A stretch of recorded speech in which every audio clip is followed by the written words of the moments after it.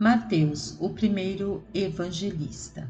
Pelo relato dos padres da Igreja Católica, o autor do Evangelho de Mateus. Em hebraico, Mateus é o mesmo que Matias, ou Matatias, significando presente, de Javé, ou dom de Deus, de acordo com o seu próprio Evangelho. 9, versículo 9 a 13. Mateus foi o apóstolo chamado Levi, ou Mateus de Levite, porque seu nome original era Levi, filho de Alfeu. Estudiosos creem que o nome de Mateus era Levi antes de se decidir-se a seguir a Jesus, e que Jesus lhe deu um novo nome, que significa dádiva de Deus. Outros sugerem que Mateus era membro da tribo sacerdotal de Levi, sendo que ele pode ter tido algum grau de parentesco com o discípulo Tiago, visto que se diz de cada um deles ser filho de Alfeu. Mateus 10, versículo 3, Marcos 2, versículo 14. Às vezes, Lucas usa o nome Levi para referir-se a Mateus. Lucas 5, versículos 27 a 29. Mateus nasceu na Galileia e pertencia a uma família de coletores de impostos, ou publicanos, e era ele próprio um coletor alfandegário em Cafarnaum, onde vivia. Nos tempos de Jesus, o governo romano coletava diversos impostos do povo palestino, pedágios para transportar mercadorias por terra ou por mar eram recolhidos por coletores particulares, os quais pagavam uma taxa ao governo romano pelo direito de avaliar esses tributos. Os cobradores de impostos auferiam lucros cobrando um imposto mais alto do que a lei permitia. Os coletores licenciados muitas vezes contratavam oficiais de menor categoria, chamados de publicanos, para efetuar o verdadeiro trabalho de coletar. Os publicanos recebiam seus próprios salários e cobrando uma fração a mais do que seu empregador exigia. Normalmente, um publicano cobrava 5% do preço da compra de artigos normais de comércio e até 12,5% sobre artigos de luxo. Mateus cobrava impostos também dos pescadores, que trabalhavam no mar da Galileia, e dos barqueiros, que traziam suas mercadorias das cidades situadas no outro lado do lago. Os judeus consideravam impuros o dinheiro dos cobradores de impostos, por isso nunca pediam troco. Se um judeu não tinha a quantia exata que o coletor exigia, ele emprestava de um amigo. Mateus estava com 31 anos e era casado, possuía 4 filhos. Era um bom homem de negócios, adaptando-se bem a qualquer meio social, e havia sido dotado com a capacidade de fazer amigos e de se dar muito bem com uma grande variedade de pessoas. Foi chamado por Jesus junto ao mar da Galileia, em Cafarnaum, durante a ocupação romana, que iniciou em 63 a.C., com a conquista de Pompeu, como está escrito em seu Evangelho, dizendo que Jesus se aproximou dele, improvável discípulo, quando ele está sentado em sua coletoria. Jesus simplesmente ordenou a Mateus: segue-me. Ele deixou o trabalho para seguir o Mestre. Mateus 9, versículo 9. Mateus coletava impostos do povo hebreu para Herodes Antipas, o tetrarca da Galileia, quando estava trabalhando como publicano a serviço de Herodes Antipas. Ele coletava pedágio na estrada entre Damasco e Ar, e tinha a oportunidade de também cobrar impostos dos pescadores. Os judeus que enriqueciam desta maneira eram desprezados e considerados párias. Os judeus desprezavam os publicanos como agentes do diabo, do Império Romano. Mas os judeus dividiam os cobradores de impostos em 2 classes. A primeira era dos Gabai, que lançavam impostos gerais sobre a agricultura e arrecadavam do povo impostos de recenseamento. O segundo grupo compunha-se dos Moxa, eram judeus, daí serem eles desprezados como traidores do seu próprio povo. Mateus pertencia a esta classe. Não era permitido aos publicanos prestar depoimento no tribunal e não podiam pagar o dízimo de seu dinheiro ao templo. Um bom judeu não se associaria com publicanos. Mateus 9, versículos 10 a 13. Porém, como um coletor de impostos, ele deve ter sido alfabetizado em aramaico, ainda que provavelmente não em grego e nem em latim. Após o chamado, Mateus convidou Jesus para um banquete em sua casa. Ao ver isto, os escribas e os fariseus criticaram Jesus por cear com coletores de impostos e pecadores. A provocação fez Jesus responder: não vim chamar os justos, mas os pecadores ao arrependimento. Lucas 5, versículo 29. Evidentemente, Mateus era um homem rico, porque tinha dado banquete em sua própria casa.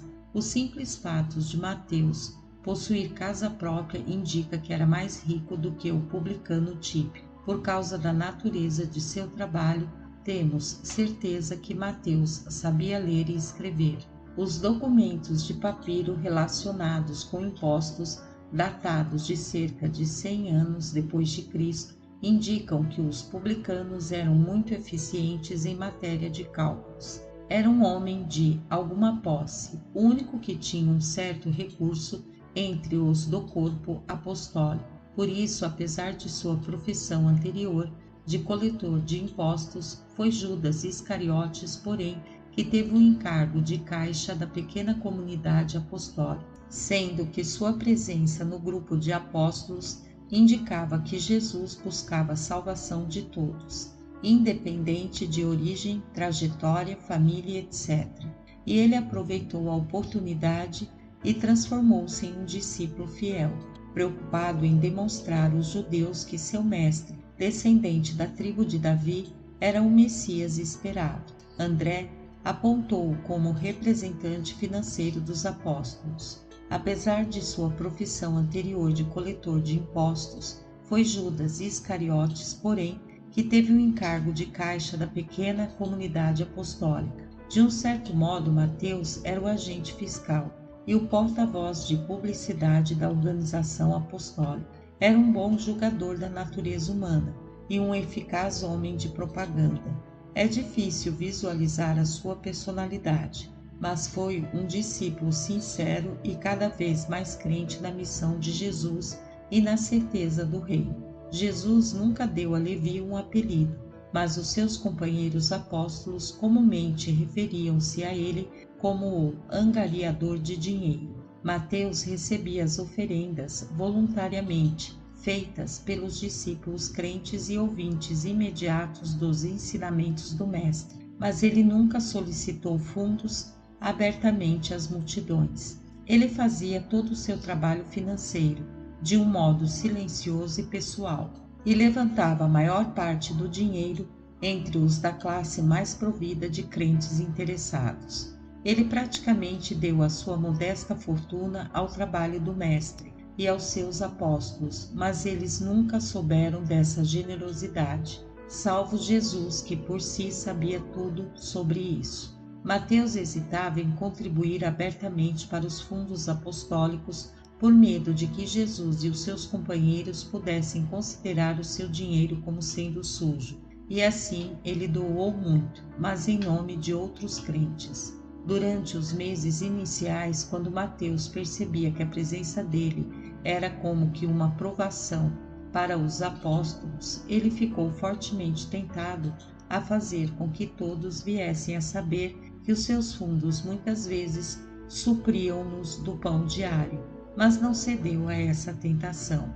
Quando a evidência do desdém pelo publicano tornou-se evidente, Levi fervia de vontade de revelar a eles a sua generosidade, mas sempre conseguia manter-se em silêncio. Quando os fundos para a semana eram menores do que o estimado, Levi sempre lançava mão, e pesadamente, dos próprios recursos pessoais. E também, algumas vezes, quando estava muito interessado nos ensinamentos de Jesus, ele preferia permanecer para ouvir essas instruções, mesmo sabendo que teria de cobrir ele mesmo, por ter deixado de ir angariar os fundos necessários. Mateus gostaria que Jesus pudesse saber que grande parte do dinheiro vinha do seu bolso, mas ele mal imaginava que Jesus sabia de tudo. Os apóstolos todos morreram sem saber que Mateus era o seu benfeitor, e em um tal grau que quando ele viajou para proclamar o evangelho do reino,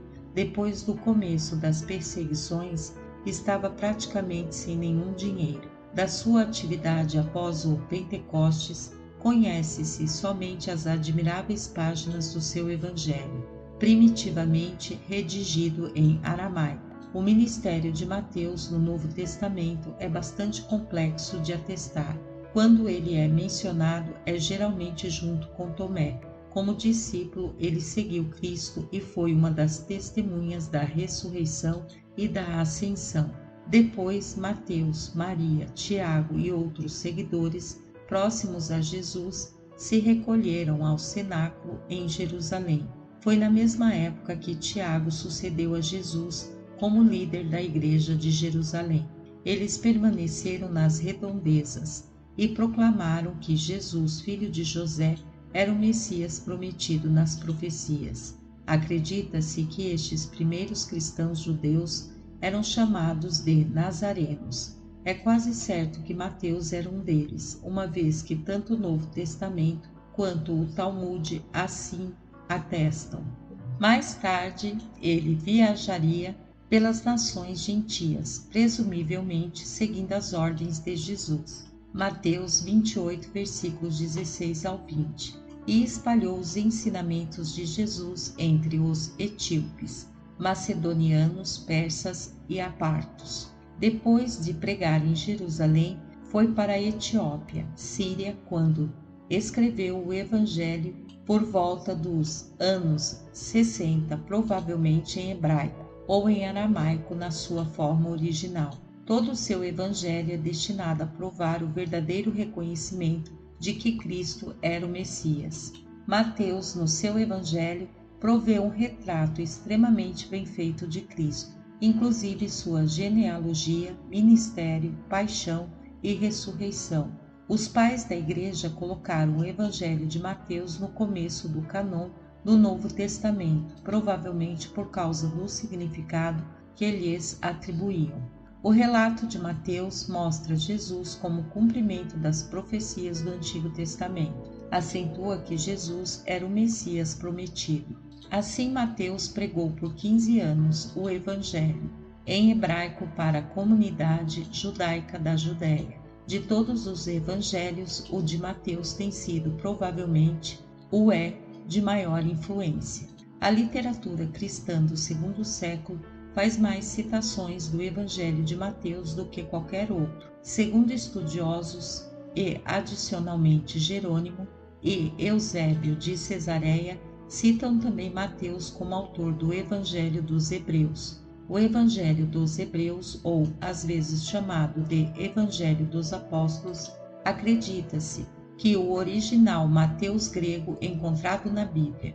Porém, esta interpretação foi contestada por estudiosos modernos como Bart Ehrman e James Edwards. Os padres da Igreja Epifânio de Salamina e Jerônimo de Stridon mencionam um evangelho primordial, o hoje perdido Evangelho dos Hebreus, que foi parcialmente preservado os escritos deles e que teria sido escrito por Mateus.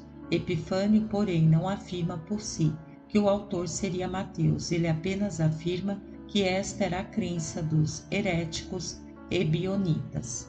Muitos estudiosos hoje em dia, notavelmente Raymond Brown, acreditam que o Evangelho canônico de Mateus foi escrito em grego por alguém que não foi testemunha ocular e cujo nome é desconhecido para nós e que dependia de fontes como o Evangelho de Marcos e a fonte, uma teoria conhecida como prioridade de Marcos. Há opiniões divergentes, como a de Greg Blumberg. Os cristãos do tempo de Mateus ainda se consideravam judeus, e como tais eles adoravam no templo e reverenciavam a lei dada por Deus a Moisés, eles também reverenciavam uma tradição oral chamada Torá, que interpretava a lei escrita. Foi nesse contexto cultural que a tradição oral cristã nasceu, conforme Jesus e rabinos cristãos desenvolveram a mensagem oral interpretando a lei escrita. Quando o segundo templo em Jerusalém foi destruído em 70 d.C., esta tradição oral não era mais possível e se tornou necessário escrevê-la, o que ocorreu na Mishnah, parte do que seria posteriormente o Talmud. Acredita-se que Mateus traduziu a tradição oral cristã na forma escrita antes de partir para Roma. Orígenes afirma que o primeiro evangelho foi escrito por Mateus. Este evangelho foi escrito em hebraico em Jerusalém para ser utilizado por cristãos judeus e traduzido para o grego, embora esta não tenha sobrevivido. Uma cópia do original hebraico era mantido na Biblioteca Teológica de Cesareia Marítima. A comunidade nazarena transcreveu uma cópia para Jerônimo, que a utilizou em sua obra. Segundo o que sabiam os seus antigos companheiros do apostolado, ele já estaria perdido. No entanto, ele continuou pregando e batizando na Síria, na Capadócia, na Galátia, na Bitínia e na Trácia. E foi na Trácia, na Lisimáquia, que alguns judeus não crentes conspiraram com os soldados romanos para consumar a sua morte. Porém, foi na Pártia e na Etiópia e que foi martirizado na cidade Nadabá em 60 d.C., aonde sofreu seu martírio, apedrejado, queimado e decapitado, de onde as relíquias teriam sido transportadas para Paestum e logo depois levadas para a cidade italiana de Salerno, cujas notícias se perderam por mais de um século e foram reencontradas em 1080 e postas na cripta da catedral pelo Papa Gregório VII, onde ainda hoje se encontram. A data de 1080 é historicamente confirmada pela carta que o Papa escreveu em 18 de setembro daquele ano ao arcebispo de Salerno, Alfano, em que é mencionado o achado. Relíquias menores de Mateus são conhecidas também em Roma. Uma levada a Roma pelo futuro Papa Vítor III, em 1050, como presente a Ascêncio Frangipane. Estava num relicário de prata, hoje vazio, encontrado durante um reconhecimento em maio de 1924, no escoadouro, sob o altar da cripta da igreja de Cosme e Damião. Especialistas consideraram mais tarde que uma parte de um braço de Mateus se encontra em Maria Maior, Roma, levadas para lá provavelmente como presente pelo Papa Paulo V, 1605 a 1621. E esse publicano regenerado morreu triunfante, na fé de uma salvação que com tanta certeza ele havia aprendido com os ensinamentos do Mestre, durante a sua recente permanência na Terra. A Igreja Romana celebra sua festa em 21 de setembro e a grega em 16 de novembro, e seu símbolo como evangelista é um anjo segurando uma lança, uma moeda e uma pena. Ele é o padroeiro dos contadores, oficiais, alfandegários, fiscais financeiros, conselheiros fiscais, operadores em bolsa de valores, economistas, guardas de segurança,